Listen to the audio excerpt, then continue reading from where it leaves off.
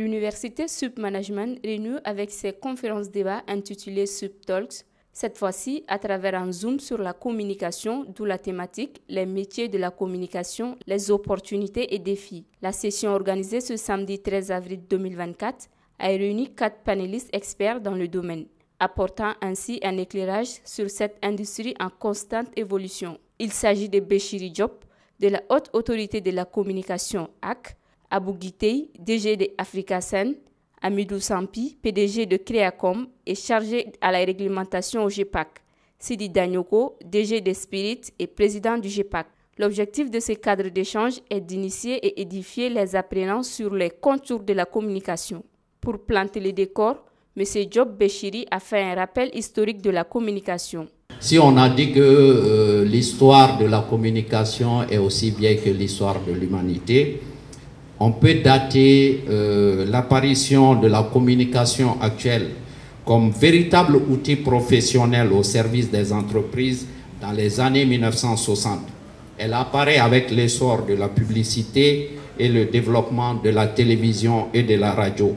Sa professionnalisation accompagne également l'évolution de la place de la femme dans la société, ce qui devient alors une consommatrice à convaincre.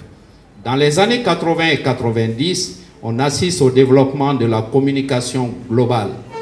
Les événements n'ont plus de frontières. Le métier de DIRCOM apparaît. Le marketing et la publicité envahissent aussi le champ politique. À partir des années 2000, le caractère instantané de la communication se consolide et s'accélère. Communiquer pour toute structure qui a quelque chose à vendre devient une question de vitesse et d'agilité. La publicité traditionnelle se métamorphose en même temps que les canaux d'expression se multiplient, notamment avec Internet. Aujourd'hui, la communication est d'abord définie par son instantanéité. Tout se diffuse rapidement et sur des canaux variés. Communiquer est aussi devenu un enjeu toujours plus stratégique pour émerger sur des marchés saturés auprès de consommateurs plus exigeants et mieux informés. Enfin, cela consiste également à adapter son discours à des supports, à des formats et objectifs de plus en plus multiples. Réseaux sociaux, vidéos, audio, influenceurs, blogs, etc. À la suite, Amidou Sampi a relaté la genèse de la communication au Mali, puis il a souligné la loi régissant le métier de communication au Mali, pour ensuite terminer par la classification des types d'entreprises. L'histoire de la communication du Mali est intimement liée à l'information. Jusqu'à un passé récent et jusqu'à aujourd'hui, il y a un amalgame entre communication et information. Nous avons une histoire qui est mêlée au communisme, au socialisme, où la propagande a pris le pas sur la communication. La communication a fait son entrée dans notre pays il n'y a pas une trentaine d'années.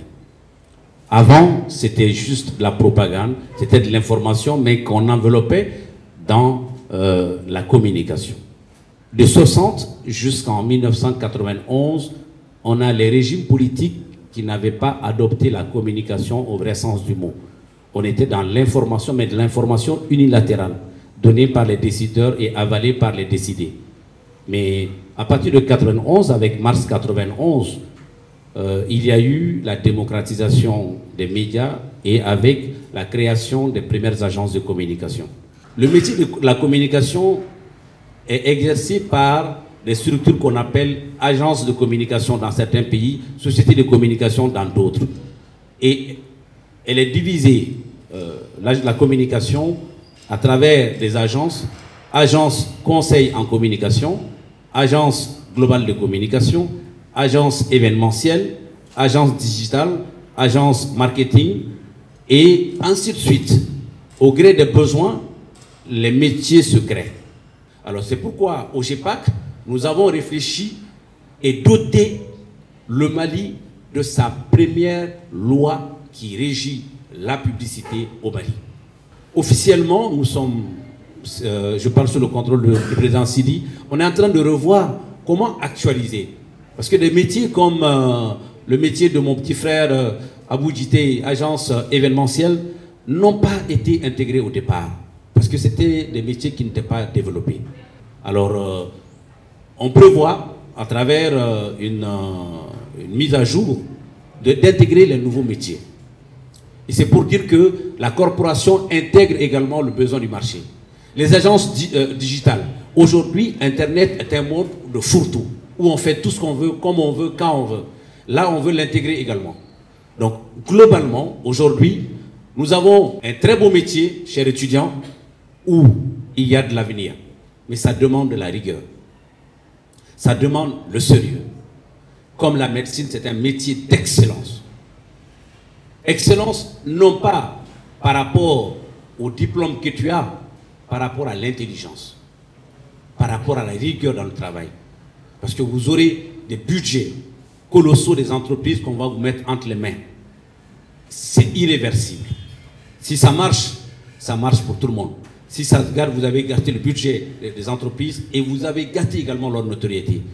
Il est important que vous sachiez que si vous étudiez, les écoles n'ont pas prévu d'abord la formation par secteur d'activité. On vous fait de la communication globale. Mais plus tard, on va peut-être réfléchir avec les écoles pour créer des filières qui vont cadrer avec les secteurs d'intervention du métier de la communication. Si vous arrivez dans le métier de la communication, oubliez la paresse. Oubliez que vous arrivez dans un monde pour gagner de l'argent. Tous ceux qui sont venus dans la communication pour gagner de l'argent ont fermé boutique 2 ou 3 ans. Je suis là depuis 24 ans, je le sais. Mais ceux qui sont venus par passion, parce qu'ils veulent changer les choses comme en médecine, parce qu'ils veulent important, parce que la communication est le cœur de tout ce qu'on fait dans la vie. Lors de son intervention, le DG des Spirit, Sidi Danyoko, non moins président du GIPAC, a évoqué le rôle d'un communicant et a énuméré les défis liés au métier. Le rôle du communicant est certes, très souvent, on le voit beaucoup plus dans la sphère économique. C'est un élément important, c'est un élément utile, mais aussi c'est dans les enjeux sociaux et les enjeux politiques. Parce qu'il a l'obligation, c'est son métier, c'est sa formation, c'est son savoir-faire d'accompagner sur ces terrains-là. Et qui l'accompagne? Ben, les décideurs. Parce qu'il y a des gens qui prennent des décisions dans nos sociétés. Ils le prennent dans la sphère sociale. C'est souvent les autorités coutumières ou les autorités traditionnelles. Ils le prennent dans la sphère politique, c'est les élus ou les dirigeants. Ils le prennent dans la sphère économique, c'est les dirigeants de sociétés, les dirigeants d'entreprises, les dirigeants des organisations professionnelles. Et ces dirigeants, pour pouvoir prendre de bonnes décisions, arriver à expliquer ces décisions, faire adhérer à ces décisions et obtenir de l'interaction, voire de la complicité autour de ces décisions, il a un enjeu de communication. C'est présent dès le début, dès le moment où il réfléchit sur le sujet, au moment où il prend la décision et au moment où il implémente la décision. À tous ces endroits, il a besoin de communicants. Donc les communicants ont pour mission d'abord d'être de bons conseils. De bons conseils pour les dirigeants économiques, pour les dirigeants politiques et même pour les dirigeants sociaux. De les accompagner à toutes les étapes de l'aspect décisionnel. D'abord parce que le communicant, il participe d'abord à la conceptualisation de la décision. C'est d'abord un conseil. C'est parce qu'il a la capacité de comprendre, d'analyser, de structurer et de pouvoir mettre en mouvement une idée, un projet qui dans l'économie, on va dire c'est un service ou c'est un produit. Dans la politique, on va dire que c'est une initiative ou on va dire simplement que c'est une décision d'intérêt national ou d'intérêt public. Dans tous ces niveaux-là, le communicant est là pour aider à la conceptualisation de la décision, à la structuration de la décision, mais surtout à l'implémentation de la décision. On agit sur qui quand on prend des décisions? On agit sur des individus qu'on va appeler dans la sphère sociale ou dans la sphère de nos communautés le citoyen, l'individu, et on va l'appeler dans le marché, on va l'appeler le consommateur. Dans les deux cas, il y a quand même des décisions à prendre et ces décisions amènent à des actions. Et ces actions, on y attend un résultat. Pour avoir ces résultats, il y a quelqu'un dont on appelle le communicant qui est présent. D'abord pour conseiller, pas seulement, mais pour planifier, pour exécuter, pour évaluer et pour ajuster. À tous ces niveaux, il y a une mission et il y a une tâche du communicant. Dans toutes les sociétés où ces décideurs ont eu comme pour bon réflexe d'être accompagnés par des professionnels, eh bien les décisions sont plus mûries, elles sont plus réfléchies, elles sont mieux structurées et elles sont mieux déployées. Pas parce qu'ils sont les plus compétents, non, parce qu'ils complètent le décideur dans ce qu'il maîtrise déjà, mais peut-être dans ce qu'il ne maîtrise pas, c'est la manière de faire bien accepter ou de faire interagir. Quant au DG de Africasen, il a intervenu sur l'aspect mutation et tendance de la communication et son apport vis-à-vis de la culture. Le secteur de la communication est en constante mutation et les activités culturelles jouent un rôle très important dans ce changement.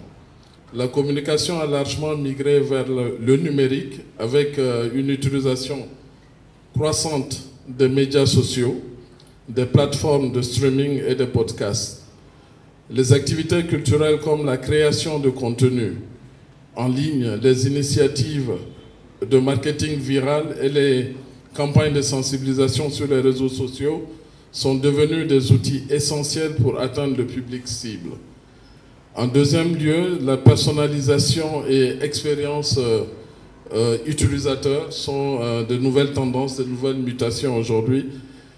Les entreprises de communication cherchent à offrir des expériences plus personnalisées et interactives. Les activités culturelles telles que les événements en direct, les expositions immersives et les spectacles participatifs.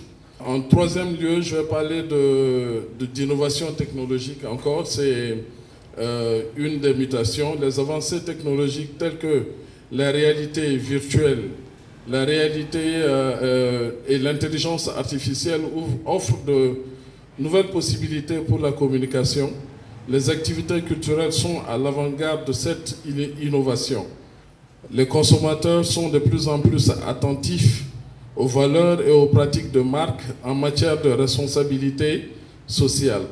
Les activités culturelles qui promouvent l'inclusion, la diversité et la durabilité contribuent à l'image de marque et à établir un contact entre les sociétés qui communiquent énormément sur les réseaux sur les médias sociaux et les différentes cibles, c'est-à-dire les consommateurs. Cette discussion a permis d'explorer en profondeur les tendances actuelles du secteur et les compétences essentielles requises pour réussir dans le monde de la communication qui, comme tout autre domaine, est amené à évoluer dans le temps.